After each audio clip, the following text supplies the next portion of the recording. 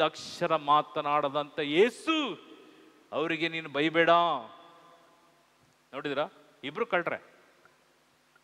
ಕಳ್ರೆ. ಒಂದು ಯೇಸುವನ್ನು ನೋಡಿ ಆ ಕ್ಷಣ ನೋಡ್ತಾ ಇದ್ದಾರೆ. ಅವರು ಯೇಸು ಪರಿಚಯ ಇಲ್ಲ, ಯೇಸುವಿನ ಬೋಧನೆ ಕೇಳಲಿಲ್ಲ. ಅವರು ಯಾವಾಗಲೂ ಸೆರೆಮನೆ, ಜೈಲಿನ ವಾಸ ಹಾಗೂ ಕಳ್ಳತನ, ಲೋಕದಲ್ಲಿ ಎಷ್ಟು ಅನ್ಯಾಯ ಮಾಡಬೇಕು ಮಾಡುವಂತ ಈ ಎರಡು ಕಳ್ಳರಿಗೆ ಮರಣದಂಡನೆ, ಶಿಲುಬೆ ಮರಣ. ಜಸ್ಟ್ ಪಿಲಾತರಸನ ಸಾಮ್ರಾಜ್ಯದಿಂದ ಹೊರಟು ಇಲ್ಲಿ ಬರಲಿಕ್ಕೆ ಕೇವಲ ಒಂದು 2 ಗಂಟೆ 3 ಗಂಟೆ ಸಮಯ ಅಷ್ಟೇ ನೋಡಿದ್ದೀವರು ಈ ಎರಡು ಕಳ್ಳರು. ಆದರೆ ಆ ಎರಡು ಕಳ್ಳರಲ್ಲಿ ಎರಡು ವ್ಯತ್ಯಾಸ. ಆತ್ಮ ಅಭಿಷೇಕ ತುಂಬಿದವನು, ಆತ್ಮ ಅಭಿಷೇಕ ಕಳೆದುಕೊಂಡವನು. ಲಿಸನ್, ಅವನು ದೇವ್ರ ವಾಕ್ಯ ಕೇಳಲಿಲ್ಲ. ಆ ಒಳ್ಳೆ ಕಳ್ಳ ಎಂಬುದಾಗಿ ಹೇಳುವಾಗ ಅವನು ದೇವ್ರ ವಾಕ್ಯ ಕೇಳಲಿಲ್ಲ. ಯೇಸುವಿನ ನಡತೆ, ಯೇಸುವಿನ ಸಹನೆಯನ್ನ ನೋಡಿ, ಯೇಸುವಿನ ಸಹನೆಯನ್ನ, ಯೇಸುವಿನ ಆ ಮೌನ, ಯೇಸುವಿನ ಆ ಚಿತ್ರವನ್ನು ನೋಡಿ ಅವನ ಹೃದಯವು ಸಂಪೂರ್ಣವಾಗಿ ಯೇಸುವಿನ ಕಡೆಗೆ ಬಂದದು. ಈ ಕಳ್ಳನು ಯೇಸುವಿನ ನೋಡ್ದ, ಈ ಕಳ್ಳನು ಯೇಸುವಿಗೆ ಹೊಡೆಯುವುದನ್ನು ನೋಡ್ತಾ ಇದ್ದ, ಯೇಸುವಿಗೆ ಬೈಯುವುದನ್ನು ನೋಡ್ದ, ಯೇಸುವಿಗೆ ಉಗಿಯುವುದನ್ನು ನೋಡ್ದ, ಯೇಸುವಿಗೆ ಭಾರವಾದ ಶಿಲುಬೆಯನ್ನು ಹೊತ್ತಂತ ಆ ಯೇಸು ಅವರು ಒಂದು ಅಕ್ಷರ ಮಾತನಾಡದೆ ಕಪಾಲ ಬೆಟ್ಟವನ್ನ, ಮರಣದ ಬೆಟ್ಟವನ್ನ ಹತ್ಲಿಕ್ಕಾಗಿ ಅವರ ಜೊತೆಯಲ್ಲಿ ಯಾತ್ರೆಯನ್ನ ಮಾಡುವಾಗ ಅಲ್ಲಿ ಎರಡು ವ್ಯಕ್ತಿ. ಪ್ರಿಯರೇ, ಇದು ಪ್ರತಿಯೊಬ್ಬರಿಗೊಂದು ಪಾಠ. ಏಕೆಂದರೆ ಯಾರು ನಿಮ್ಮನ್ನೇ ನೀವು ಪರಿತ್ಯಜಿಸಿಕೊಳ್ತೀರೋ, ಅಂದರೆ ಕೆಟ್ಟದ್ದನ್ನ ನಿಮ್ಮಿಂದ ತೆಗಿಲಿಕ್ಕೆ ನೀವು ಪ್ರಯತ್ನ ಮಾಡ್ತೀರೋ, ಕೆಟ್ಟದನ್ನು ತೆಗೆದು ದೇವನಿಗೆ ಈ ಆತ್ಮ ಶರೀರವನ್ನು ಒಪ್ಪಿಸಿಕೊಡ್ತಿರೋ, ನಿಮಗೆ ಆಗುವಂತ ಸಂತೋಷ, ನಿಮಗೆ ಕೊಡುವಂತ ಸುಖ, ನಿಮಗೆ ಕೊಡುವಂತ ಈ ಭೂಮಿಯಲ್ಲಿ ದೇವನು ಆಶೀರ್ವದಿಸಿ ಕೊಟ್ಟಂತ ಸಕಲವು ನೀವು ಅನುಭವಿಸಲಿಕ್ಕೆ ದೇವನ ತಥಾಸ್ತು. ಇಲ್ಲದಿದ್ರೆ ಯಾವಾಗಲೂ ಕಣ್ಣೀರು, ದುಃಖ, ಆತಂಕ, ಭಯ, ರೋಗ ಎಲ್ಲವೂ ಕಟ್ಟಿಟ್ಟ ಬುತ್ತಿ. ನೋಡ್ರಿ, ಲಾಸ್ಟ್ ಚಾನ್ಸ್, ಸ್ವಾಮಿಯ ಮರಣದ ಸಮಯ, ಮೂರು ಜನರಿಗೂ ಮರಣದ ಸಮಯ. ಬಲಭಾಗದಲ್ಲಿದ್ದಂಥ ವ್ಯಕ್ತಿ ಕಳ್ಳ, ಹಿಂದೆ ನೀನು ಪರಂಧಾಮದಲ್ಲಿ, ನೋಡ್ರಿ ವಾಕ್ಯ, ನನ್ನೊಂದಿಗೆ ನೀನಿರ್ತಿ ಎಂಬುದಾಗಿ ದೇವರ ವಾಕ್ಯ. ಎಂತ ವಾಕ್ಯ ನೋಡ್ರಿ. Praise the Lord, hallelujah, hallelujah. ಹಿಂದೆ ನೀನ್ ಸತ್ತೋಗ್ತೀಯ, ದೈವ ಮಹಿಮೆಯಲ್ಲಿ ದೇವನ ವ್ಯಕ್ತಪಡಿಸ್ತಾರೆ. ಬಲಭಾಗದಲ್ಲಿದ್ದಂಥ ಕಳ್ಳ, ಸ್ವಾಮಿ ನೀವು ಪರಲೋಕಕ್ಕೆ ಹೋಗುವಾಗ ಈ ಪಾಪಿಯನ್ನ, ಅಯೋಗ್ಯನನ್ನ, ನೀಚನನ್ನ, ಕೊಲೆಗಾರನನ್ನ ಜ್ಞಾಪಿಸಿಕೊಳ್ರಿ ಪ್ಲೀಸ್. ದೇವ ಮರು ಉತ್ತರ ಏನು? ಹಿಂದೆ ನೀನು ನನ್ನೊಂದಿಗೆ ಪರಂಧಾಮದಲ್ಲಿ ಇರುತ್ತೀಯಾ. ಅಲ್ಲೂ ಎಡಭಾಗದಲ್ಲಿ ಯಾರಿದ್ದಾನೆ? ಅವನು ಕಳ್ಳ. ಅರಿಕೆ ಮಾಡಲಿಲ್ಲ. ಅವಕಾಶ ಇತ್ತು.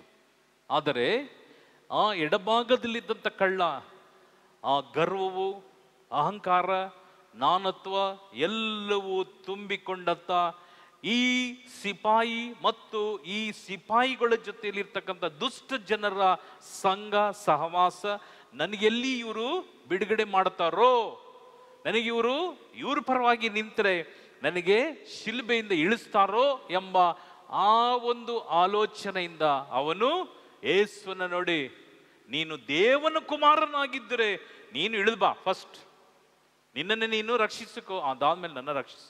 ನೋಡಿದ್ರಾ, ಇದು ಗರ್ವದ ಮಾತು.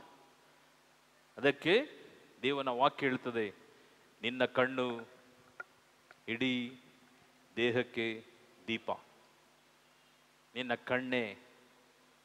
ಕಣ್ಣೇ ಕೆಟ್ಟು ಹೋದರೆ ನಿನ್ನ ಕುಟುಂಬ, ನಿನ್ನಿಂದ ಸಕಲವು ದಾರಿದ್ರ್ಯಕ್ಕೆ ಬರ್ತದೆ.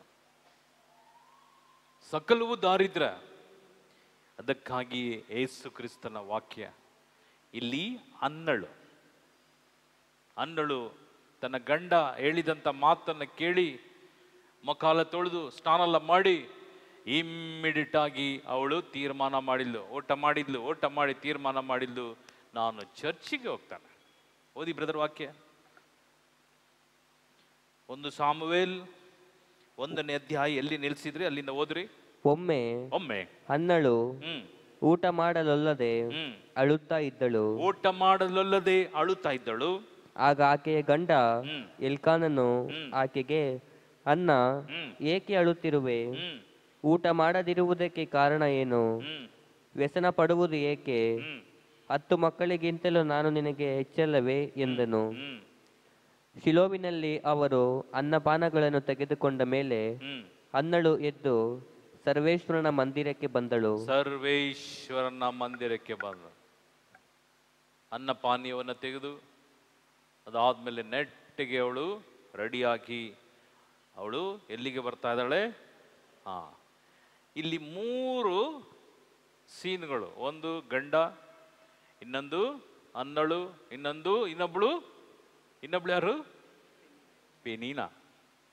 ಈಗ 4ನೇ ಒಂದು ವ್ಯಕ್ತಿಯಲ್ಲಿ ಪರಿಚಯ ಆಗ್ತಾರೆ. ಚರ್ಚಿಗೆ ಬರುವಾಗ ಆಕೆ ತುಂಬ ಯೋಚನೆ ಮಾಡಿ ನನ್ನ ದೇವನ ಹತ್ರ ನಾನು ತೀರ್ಮಾನ ಮಾಡಬೇಕೆಂಬುದಾಗಿ ಅವಳ ಒಂದೇ ಒಂದು ಗುರಿ, ಅವಳ ದೇವನ ಹಾಗೂ ಇವಳ ಕಾರ್ಯ. ಚರ್ಚಿಗೆ ಬರುವಾಗ ಒಂದು ವಾಕ್ಯವನ್ನು ನೀವು ತಿಳ್ಕೊಳ್ರಿ, ಇದು ಪರಿಶುದ್ಧವಾದಂಥ ಒಂದು ಆಲಯ. ನಮಗೂ ದೇವರಿಗೂ ನೇರ ಒಂದು ಸಂಪರ್ಕ. ಬಟ್ ನಮಗೆ ನೇರವಾಗಿ ಯೇಸು ಕ್ರಿಸ್ತನನ್ನ ಯಾವ ಧರ್ಮದಲ್ಲೂ ಇಲ್ಲದಂಥ ಒಂದು ಕಾರ್ಯ, ನೇರವಾಗಿ ದೇವರನ್ನ ಸ್ವೀಕಾರ ಮಾಡುವಂಥ. ಉದಾಹರಣೆಗೆ ಈಗ ಇಲ್ಲಿಯೂ ಪ್ರಸಾದ ಕೊಡ್ತಾರೆ, ಇಲ್ಲಿ ಪರಮ ಪ್ರಸಾದ ಕೊಡ್ತಾರೆ. ಇದು ಎಲ್ಲಿಯೂ ಸಿಗಲ್ಲ. ಈ ಪರಮ ಪ್ರಸಾದ ನಮ್ಮಲ್ಲಿ ಕೊಡೋದು ಮಾರ್ಕೆಟ್ ಆಗಲಿ, ಅದಾದಮೇಲೆ ಹೋಟೆಲ್ ಆಗಲಿ, ಅದಾದಮೇಲೆ ಯಾರಿಗೂ ಎಲ್ಲಿಯೂ ಸಿಗದಂಥ ಹಾಗೂ ಚರ್ಚಲ್ಲಿ ಮಾತ್ರವೇ ಅದು ಬಲಿಪೂಜೆ ಆದಮೇಲೆ ಅದು ಪರಿಶುದ್ಧವಾಗಿ ಅದನ್ನು ದೇವನ ರಕ್ತವಾಗಿ ಶರೀರವಾಗಿ ಮಾರ್ಪಟ್ಟ ಮೇಲೆ ಅದು ನಮಗೆ ಕೊಡುವಂಥದ್ದು ಪ್ರಸಾದ, ಪರಮ ಪ್ರಸಾದ. ಪರಮ ಪ್ರಸಾದ ಪರಲೋಕದಿಂದ ಇಳಿದು ಬಂದ ಪ್ರಸಾದ. ಆದರೆ ಪರಮ ಪ್ರಸಾದ, ಈ ಪರಮ ಪ್ರಸಾದವು ಅಭಿಷೇಕ ಹಾಗೂ ಯೇಸು ಕ್ರಿಸ್ತನ ಅಂದಿನ ಚರಿತ್ರೆಯ ಪ್ರಕಾರ ಪವಿತ್ರ ಗುರುವಾರದೊಂದು ತನ್ನನ್ನೇ ತಗ್ಗಿಸಿಕೊಂಡು ದೇವರು ಸರ್ವವ್ಯಾಪ್ತಿ. ಹೌದಾ? ಹಲೋ, ಈಗ ಇಲ್ಲಿ ಹಿಂದೂ ಇದ್ದೀರಿ, ಮುಸ್ಲಿಂ ಇರ್ಬೋದು, ಕ್ರಿಶ್ಚಿಯನ್ ಇರ್ಬೋದು, ಎಲ್ಲ ಇರ್ಬೋದು. ದೇವರು ಎಲ್ರಿಗೂ ಒಬ್ಬರೇ, ಸರ್ವವ್ಯಾಪ್ತಿ. ಎಲ್ಲಿ ಬೇಕಾದ್ರೂ ದೇವರು ಇರ್ಬೋದು. ಈ ಚರ್ಚಲ್ಲಿ ಕೊಡುವಂಥ ಈ ಪರಮ ಪ್ರಸಾದ ನೀವು ನೀಟಾಗಿ ನೀವು ಅದನ್ನು ಹೊರಗಡೆ ತಗೊಂಡೋಗಿ, ಆಂಟಿಕ್ರೈಸ್ಟ್ ಚರ್ಚ್ಗಳಿದ್ದಾವೆ ಮೈಸೂರಲ್ಲಿ, ಈಗ 3 ಇದೆ. 3 ಚರ್ಚು ಆಂಟಿಕ್ರೈಸ್ಟ್ ಚರ್ಚ್ ಇದೆ. ಅಲ್ಲಿ ಈ ಪರಮ ಪ್ರಸಾದನ ಕೊಟ್ಟರೆ ಕಮ್ಮಿ ಅಂದರು ಆ ಚರ್ಚಲ್ಲಿ 5,000 ರೂಪಾಯಿ ನಿಮಗೆ ಕೊಡ್ತಾರೆ. ನೀವು ಅಲ್ಲಿ ಇದು ಕೋಸಂಬರಿ ಬಾತ್ಗೆ 5,000 ಕೊಡಲ್ಲ. ಈ ಪರಮ ಪ್ರಸಾದ ತಗೊಂಡೋದ್ರೆ 5,000. ಅದಕ್ಕೀಗ ಚರ್ಚ್ಗಳಲ್ಲಿ ತುಂಬ ಸ್ಟ್ರಿಕ್ಟ್ ಆಗಿ ಅಲ್ಲೇ ಪರಮಪ್ರಸಾದ ಏನು ಮಾಡಬೇಕು, ಅಲ್ಲೇ ಬಾಯಲ್ಲಿ ತಗೊಂಡು ಹೋಗ್ಬೇಕು. ಫಾದರ್ ನೋಡ್ತಾ ಇರ್ತಾರೆ. ಮುಂಚೆ ನಾಲ್ಗೆಯಲ್ಲಿ ಕೊಡ್ತಾ ಇದ್ರು, ಕರೋನಾ ಆದಮೇಲೆ ನಾಲ್ಗೆ ಕೊಡಲ್ಲ, ಕೈಯಲ್ಲಿ ಕೊಡಬಾರ್ದು. ಆ್ಯಕ್ಚುಲಿ ಕೈಯಲ್ಲಿ ಮುಟ್ಟೋಂಗಿಲ್ಲ, ನಾವು ಪರಮಪ್ರಸಾದ ಮುಟ್ಟೋಂಗಿಲ್ಲ ಕೈಯಲ್ಲಿ. ಈ ಕೊರೋನಾ ಬಂದ ಮೇಲೆ ಫಾದರ್ಗಳಿಗೋ ಏನಾಯ್ತೋ ಗೊತ್ತಿಲ್ಲ, ನನಗಂತೂ ಗೊತ್ತಿಲ್ಲ, ಕೈಯಲ್ಲಿ ಕೊಡೋಂಗಿಲ್ಲ. ನೀವು ವೇಳಾಂಗಣಿಗೆ ಹೋದರೆ ವೇಳಾಂಗಣಿಲಿ ನೋಡ್ರಿ, ಅದು ಎಷ್ಟು ಸಾವಿರ ಜನ ಬಂದ್ರು ನಾಲ್ಗೆ ಬಿಟ್ಟು ಕೈಯಲ್ಲಿ ಕೊಡಲ್ಲ. ನಾಲಿಗೆಯಲ್ಲಿ ಕೊಡೋ. ಆ್ಯಕ್ಚುಲಿ ಕೈಯಲ್ಲಿ ಕೊಟ್ಟರೆ ಈ ಕಾರ್ಯ ಆಗ್ತದೆ. 5,000 ರೂಪಾಯಿಗೆ ಮಾರ್ಬೋದು. ಯಾಕೆ 5,000 ರೂಪಾಯಿ ಕೊಡ್ತಾ? ಆಂಟಿ ಕ್ರೈಸ್ಟ್ ಚರ್ಚ್, ಕ್ರೈಸ್ತ ವಿರೋಧಿ ಚರ್ಚ್ ಅಂತ. ಆಂಟಿ ಕ್ರೈಸ್ಟ್ ಮೀನ್ಸ್ ಸೈತಾನನ ಚರ್ಚ್ ಅದು. ಅಲ್ಲಿ ಅವರಿಗೆ ತುಂಬ ಚೆನ್ನಾಗಿ ಗೊತ್ತು, ಈ ಪರಮಪ್ರಸಾದ ಈ ರೊಟ್ಟಿಯನ್ನು ತಂದರೆ ಇದರಲ್ಲಿ ಸಾಕ್ಷಾತ್ ಯೇಸು ಇದ್ದಾರೆ ಅಂತ ಚೆನ್ನಾಗಿ ಗೊತ್ತು. ನೀವು ಒಳಗೆ ಡಬ್ಬದಲ್ಲಿ ಇರ್ತಕ್ಕಂಥ ಪರಮಪ್ರಸಾದ, ಇಲ್ಲಿ ಪ್ರತಿಷ್ಠಾಪನೆ ಆಗಿರ್ತಕ್ಕಂಥ ಪರಮಪ್ರಸಾದ ತಗೊಂಡೋದ್ರೆ ಎರಡು ಇದನ್ನು ಹಿಡಿದು ನೋಡ್ತಾರೆ, ಇದು ಫೇಕ್ ಅಂತ ಕೊಟ್ಬಿಡ್ತಾರೆ. ಒರಿಜಿನಲ್ ಅಂದರೆ ಪರಮಪ್ರಸಾದ ಯೇಸುವಿನ ಶರೀರ ಹಾಕಿರ್ತಕ್ಕಂಥ ಮಾರ್ಪಟ್ಟಿರ್ತಕ್ಕಂಥದಕ್ಕೆ 5,000, ಅದು ತಗೊಂಡು 5,000 ಕೊಡ್ತಾರೆ. ಮೈಸೂರಲ್ಲಿ 3 ಚರ್ಚ್ ಇದೆ ಅಟ್ ಪ್ರೆಸೆಂಟ್, 3 ಚರ್ಚ್. ಬ್ಯಾಂಗ್ಳೂರಲ್ಲಿ 2 ಇತ್ತು, ಈಗ 14 ಚರ್ಚ್ ಇದೆ. ಸೈಟಾನಿಕ್ ಚರ್ಚ್ 14. ಪ್ರಿಯ ಸಹೋದರ, ಪ್ರಿಯ ಸಹೋದರರೇ, ಅನ್ನಳು ಒಂದು ತೀರ್ಮಾನ ಮಾಡ್ತಾಳೆ. ಜರ್ಜರಿತ ಮನ, ಕುಗ್ಗಿದ ಮನ ಹಾಗೂ ನೊಂದು ಬೆಂದ ಮನವನಾತ ಒಲ್ಲೇ ಎನ್ನನ್ನು. ನೋಡಿದ್ರ ಆ ವಾಕ್ಯ ಅನ್ನಳಲ್ಲಿ ನೆರವೇರಿಸಿ ಆಕೆ ಎಲ್ಲಿ ಬರ್ತಾ ಇದ್ದಾಳೆ? ಚರ್ಚಿಗೆ ಬರ್ತಾ ಇದ್ದಾಳೆ. ಓದಿ ಬ್ರದರ್ ವಾಕ್ಯ, ಮುಂದಿನ ವಾಕ್ಯ. ಯಾಜಕ ಎಲಿಯನು, ಇಲ್ಲಿ ಯಾಜಕ ಎಲಿಯ. ಈಗ 4ನೇ ಹೀರೋ ಈ ಎಲಿಯ ಫಾದರ್. ಈ ಫಾದರ್ ಏನ್ ಮಾಡ್ತಾರೆ? ಎಲಿಯ ಒಂದು ಚೇರ್ ಹಾಕಿ ಚರ್ಚ್ ಹತ್ರ ಕೂತಿದ್ದಾರೆ. ಯಾರು ಬರ್ತಾರೆ, ಯಾರು ಹೋಗ್ತಾರೆ, ಯಾರೆಲ್ಲ ಕಾಂಪೌಂಡಲ್ಲಿ ಮೊಬೈಲ್ ನೋಡ್ಕೊಂಡಿರ್ತಾರೆ ಎಲ್ಲ ನೋಡ್ಕೊಳಕ್ಕೆ ಒಂದು ಈ ಯಾಚಕ ಕೈ ಕಟ್ಟಿ ಅಲ್ಲಿ ಕೂತಿದ. ಈ ಯಾಚಕನ್ನ ಈ ಅನ್ನಳು ನೋಡ್ಲಿಲ್ಲ. ತಲೆಗೆ ಸೆರಗು ಹಾಕೊಂಡು ಬರ ಬರ ಬರ ಬರ ಅಂತ ಒಳಗೆ ಅವಳದು ಒಂದೇ ಒಂದು ಉದ್ದೇಶ, ನನ್ನ ದೇವನ ಹತ್ರ ನಾನು ಮಾತಾಡಬೇಕು, ಇಷ್ಟೇ. ಯಾರು ನೋಡ್ಲಿಲ್ಲ. ಆ ಪ್ರಿನ್ಸಿಪಲ್ ಅದಿದೆ ನೋಡ್ರಿ, ತುಂಬಾ ಬೆಸ್ಟ್ ಪ್ರಿನ್ಸಿಪಲ್.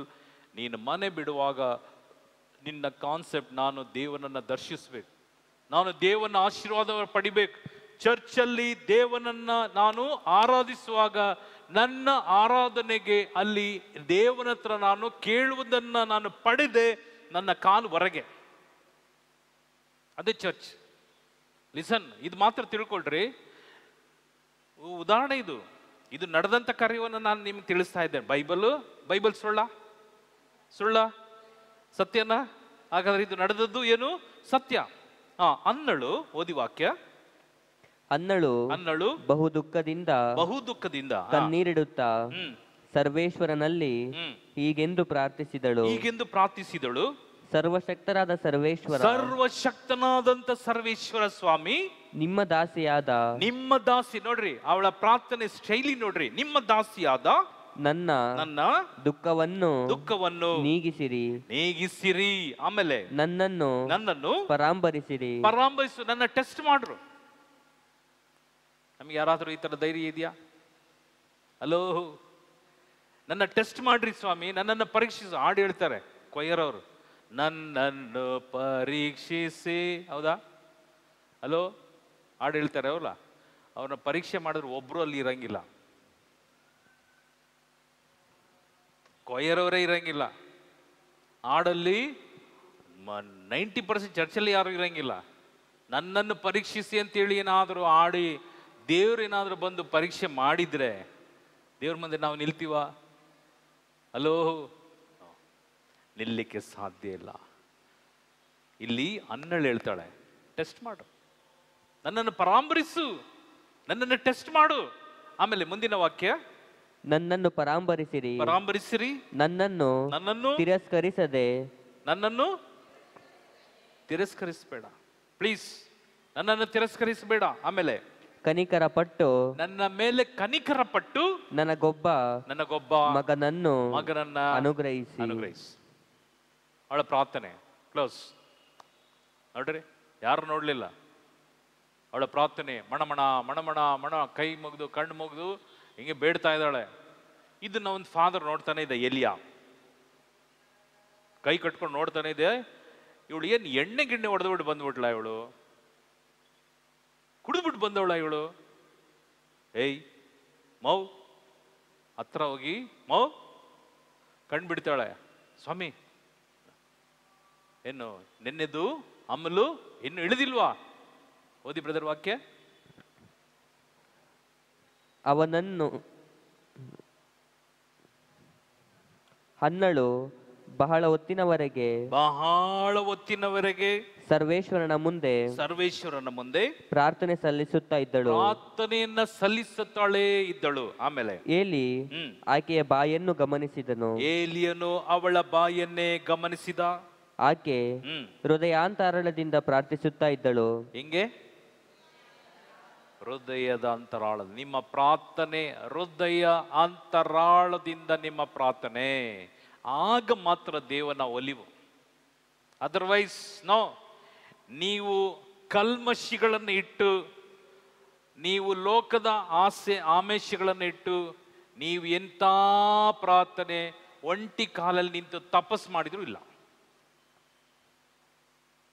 ತಲೆ ಕೆಳಗೆ ಮಾಡಿ ನಿಂತರೂ ಇಲ್ಲ, ವರ್ಷ ಇಡೀ ಉಪವಾಸ ಮಾಡಿದ್ರು ಇಲ್ಲ, ಎಷ್ಟು ಧ್ಯಾನ ಕೂಟಕ್ಕೆ ಬಂದರೂ ಇಲ್ಲ, ನಿನ್ನ ಪ್ರಾರ್ಥನೆ ಫುಲ್ ಆರ್ಟ್, ಖಾಲಿ ಎಂಟಿ. ಅವಳ ಪ್ರಾರ್ಥನೆ ಆ ರೀತಿ ಇತ್ತು. ಓದಿ ವಾಕ್ಯ. ತುಟಿಗಳು ಅಲುಗಾಡುತ್ತಿದ್ದವು. ತುಟಿಗಳು ಮಾತ್ರ ಅಲಗಾಡುತ್ತಿತ್ತು. ಆಮೇಲೆ ಶಬ್ದ ಮಾತ್ರ ಕೇಳಿಸುತ್ತಿರಲಿಲ್ಲ, ಒಂದು ಶಬ್ದವು ಹೊರಗೆ ಬರಲಿಲ್ಲ. ಆಮೇಲೆ ಆದುದರಿಂದ ಇವಳು ಕುಡಿದಿರಬೇಕೆಂದು ತಿಳಿದು, ನಿನ್ನ ಕುಡಿತದ ಅಮಲು ಇನ್ನೂ ಇಳಿಯಲಿಲ್ಲವೇ? ದ್ರಾಕ್ಷಾರಸದ ನಿಶೆ ನಿನ್ನನ್ನು ಬಿಟ್ಟು ಹೋಗಲಿ ಎಂದನು. ಆಕೆ, ಇಲ್ಲ ಸ್ವಾಮಿ, ನಾನು ಕುಡಿದಿಲ್ಲ, ನಾನು ಬಹಳ ದುಃಖ ಪೀಡಿತಳು, ದ್ರಾಕ್ಷಾರಸವನ್ನಾಗಲಿ ಬೇರೆ ಯಾವ ಮದ್ಯವನ್ನಾಗಲಿ ಕುಡಿದವಳಲ್ಲ. ಸ್ವಾಮಿ, ದ್ರಾಕ್ಷಾರಸವನ್ನಾಗಲಿ ಬೇರೆ ವಿಸ್ಕಿ, ರಮ್ಮು, ಅರಾಕು, ಪರಾಕು ಯಾವುದು ನಾನು ಕುಡಿಯೋಳಲ್ಲ. ಸಿ, ಅವಳ ಮರು ಆನ್ಸರ್, ನಾನು ದ್ರಾಕ್ಷಾರಸವೋ ಇಲ್ಲ ರಮ್ಮೋ ವಿಸ್ಕಿಯೋ ಏನೇನಿದೆ ಎಲ್ಲ ಯಾವುದು ಮುಟ್ಟೋಳಲ್ಲ. ಪ್ಲೀಸ್ ಆ ಮಾತು ವಾಪಸ್ ತಗೊಳ್ಳಿ. ಅದು ಹೇಳಿದ ಕೂಡಲೇ ಏಲಿಯನಿಗೆ ಸಂಪೂರ್ಣ ಅವಳ ಮೇಲೆ ವಿಶ್ವಾಸ ಬಂದು. ಎಲ್ಲಿ ಕೇಳ್ದ, ನೀ ಕುಡ್ದಿದ್ಯಾ? ಚರ್ಚಿಗೆ ಬಂದು ಕುಡ್ದಿದ್ಯಾ ನೀನು? ಸ್ವಾಮಿ, ಏನ್ ಮಾತಾಡ್ತಿದ್ದೀರಾ? ಯಾರನ್ನ ನೋಡಿ ಈ ತರ ಮಾತಾಡ್ತೀರಾ? ನಾನು ದ್ರಾಕ್ಷರಸವಾಗಲಿ ಈ ಯಾವುದು ಅಮಲೇರುವಂತ ಕಾರ್ಯ ನಾನು ಕುಡ್ದಿಲ್ಲ, ಟೇಸ್ಟ್ ಮಾಡಿಲ್ಲ. ಎಲಿಯನ ಮನಸ್ಸು ಕರಗಿ, ತಥಾಸ್ತ್, ನೀ ಏನ್ ಪ್ರಾರ್ಥನೆ ಮಾಡಿದ್ಯೋ ನಿನಗೆ ನೆರವೇರಲಿ. ಇದೇ ಬ್ಲೆಸ್ಸಿಂಗ್, ಇದೇ ಬ್ಲೆಸ್ಸಿಂಗ್. ಬರುವ ವರ್ಷ, ನೆಕ್ಸ್ಟ್ ಇಯರ್ ಈ ದಿನದಲ್ಲಿ ನಿನ್ನ ಕೈಯಲ್ಲಿ ಒಂದು ಮಗು, ಆ ಮಗುವೆ ಸಂಸೋನ. Praise lord. Hallelujah, hallelujah, hallelujah. ನೀವು ಆಲಯಕ್ಕೆ ಬಂದ ಮೇಲೆ ಆಲಯದಿಂದ ನಿನ್ನ ಕೊಂಡು ಹೋಗುವಂಥದ್ದು ದೇವನ ಗಿಫ್ಟ್, ನೀನು ಕೇಳಿದ ಗಿಫ್ಟ್. ಅದಕ್ಕೆ ಇವಳು ಅಮ್ಮಲ್ಲೇರುವಂತ ಒಂದು ಪದಾರ್ಥವು ನನ್ನ ತುಟಿಯಲ್ಲಿ ತಾಕಿಲ್ಲ ಸ್ವಾಮಿ, ಕುಡಿಯೋದಿಲ್ಲ, ಪ್ಲೀಸ್ ಫಾದರ್ ನನ್ನನ್ನ ಕ್ಷಮಿಸು, ನಿನ್ನ ಬಾಯಲ್ಲಿ ಇದು ಬರಬಾರದು. ಓಕೆ, ನೋ ಪ್ರಾಬ್ಲಮ್, ನಾನು ಕ್ಷಮಿಸಿದ್ದೇನೆ, ನಿನ್ನ ಪ್ರಾರ್ಥನೆ ಈಡೇರಲಿ, ಈಡೇರಲಿ. ಆ ಕ್ಷಣವೇ ಆಕೆ ವೆರಿ ನೆಕ್ಸ್ಟ್ ಡೇ ಕನ್ಸೀವ್ ಆಗ್ತಾಳೆ. ಆಕೆ ನೆಕ್ಸ್ಟ್ ಇಯರ್ ಚರ್ಚಿಗೆ ತರ್ತಾಳೆ ಇದೇ ಏಲಿಯನ್ ಹತ್ರ. ಸ್ವಾಮಿ, ಜ್ಞಾಪಕ ಇದೆಯಾ? ಇಲ್ಲ. ಹೋದ ವರ್ಷ ಈ ಟೈಮಲ್ಲಿ ನನಗೆ ಹೇಳಿದ್ರಲ್ಲ, ಕುಡಿದು ಅಮ್ಮನಿಂದ ಬಂದಿದ್ಯಲ್ಲ ನೀನು, ಆಗ ನೀನು ನಾನು ಹೇಳಿದ್ದಲ್ಲ, ನಾನು ಕುಡಿಯೋಳಲ್ಲ, ನಾನು ದೇವನಲ್ಲಿ ಹೃದಯದ ಅಂತರಾಳದೊಂದಿಗೆ ಪ್ರಾರ್ಥಿಸ್ತಿದ್ದೆ, ಆ ಆಶೀರ್ವಾದ ಕೊಟ್ಟರಲ್ಲ, ನೀನು ಪ್ರಾರ್ಥಿಸಿದ್ದು ಈಡೇರಲಿ. ಇದೋ ಮಗು, ಇದಕ್ಕಾಗಿ ನಾನು ಬಂದದ್ದು, ಇದಕ್ಕಾಗಿ ನನ್ನ ಬಂದದ್ದು. ಈ ಮಗುವಿನ ತಲೆಗೆ ಶೌರ ಕತ್ತಿಯನ್ನು ನಾನು ಮುಟ್ಟಿಸ್ಲಿಕ್ಕೆ ಬಿಡೋದಿಲ್ಲ. ಇದು ನನ್ನ ಹರಕೆ. ಆ ಮಗುವನ್ನ ದೇವನಿಗೆ ಪ್ರತಿಷ್ಠೆಯಾಗಿ ಒಪ್ಪಿಸಿಕೊಡ್ತಾನೆ. ಹರಕೆ. ಇದಕ್ಕೆ ದೇವನ ವಾಕ್ಯ ಹೇಳ್ತದೆ, ಮುರಿದ ಮನವೇ ದೇವನು ಒಲಿಯುವ ಯಜ್ಞ. ಅದಕ್ಕೆ ನೊಂದು ಬೆಂದ ಮನವನಾತ ಒಲ್ಲೆಯನನ್ನು. ಆಗ್ಲೇ ನಮಗೆ ಕರುಣೆ ತೋರಿಸೋದು ದೇವರು. ಈ 40 ದಿವಸ 40 days ನಿಮ್ಮ ತ್ಯಾಗ ಈ ರೀತಿ ಪ್ರಾರ್ಥನೆ ಆಗಿದೆ. ನಿನ್ನ ಅಂತರಂಗ ಶುದ್ಧಿಯಾಗಿರ್ಬೇಕು. ಅದಕ್ಕೆ ಅಂತರಂಗ ಶುದ್ಧಿ ನೀ ಬಯಸು. ಆಂತರ್ಯ ಜ್ಞಾನವನ್ನ ನೀನು ಉದಯಗೊಳಿಸುವೆ. ಆಂತರಿಕ ಜ್ಞಾನ.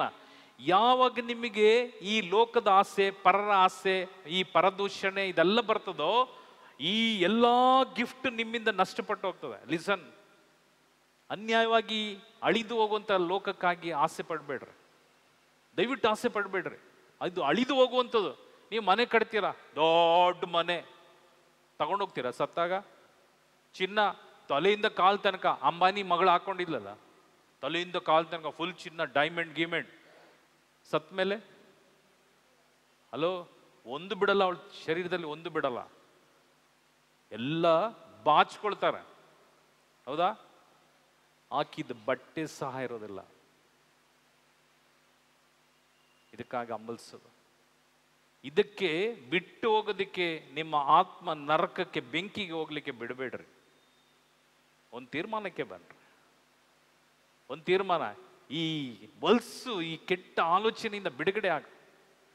ಎಷ್ಟೋ ಉಪವಾಸ ಪ್ರಾರ್ಥನೆ, ಎಷ್ಟೋ ವರ್ಷ ಬಂತು ನನ್ನ ಲೈಫಲ್ಲಿ, ಬದಲಾವಣೆ ಇಲ್ಲದಿದ್ದರೆ ಯೂಸ್ ಇಲ್ಲ. ಅದಕ್ಕಾಗಿ ನಿಮ್ಮ ಪ್ರಾರ್ಥನೆ, ನನ್ನ ಪ್ರಾರ್ಥನೆ ಅನ್ನಳ ರೀತಿಯಲ್ಲಿ ಮನ ಬಿಚ್ಚಿ ದೇವನನ್ನ ಪ್ರಾರ್ಥಿಸುವಾಗ ದೇವನು ಒಲಿಬೇಕು.